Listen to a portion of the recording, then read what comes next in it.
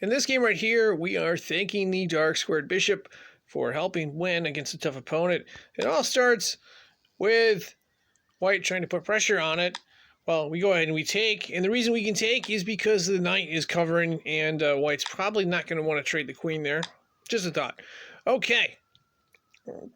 So a little bit of a tricky spot coming here. And then white decides to put pressure with the pawn to get that bishop out of there. We decide to use a little discovered move here by pushing the pawn forward, threatening the queen. Queen moves out of the way. Now we can keep our bishop safe there. Okay, move a few more moves coming up there. Get our bishops in place here. Taking out, controlling a decent amount of material there. We do give up one of the bishops there, unfortunately. But we have the dark squared bishop, which we can move into place. Not yet, but a move or two down the line. First, we're going to fake out by using the queen to protect that d4 pawn, and then move the bishop in place, threatening mate. Of course, white is a good player. White's going to see this, and white blocks. Okay, we've got to retreat and go to a plan B, and this is where the bishop comes in helpful. We have an f pawn right here, and we get to go ahead after we protect our queen, because what we have in place is we have a pin on the king. So we're trying to protect our queen here. And now that we've got it in place, we're going to go ahead and push that pawn, to which white decides to put some pressure. Now the only way to get out of this is, of course, to check. And we have this dark squared bishop right here.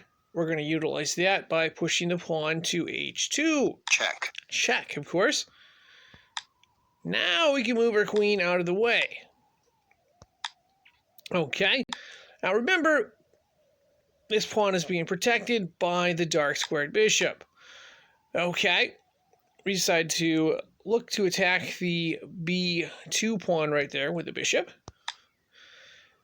To which white puts pressure on us. Okay. We decide to go ahead and take.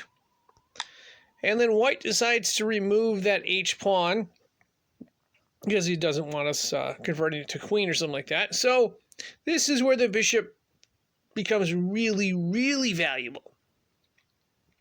And that's very valuable. We decide to move it to c3. And what that's doing is that's protecting the d2 square. White takes. That allows us to bring our rook to d2 because it's protected by the bishop. Check. Nice little check fork there. And white's queen is trapped there. White is pretty much forced to take.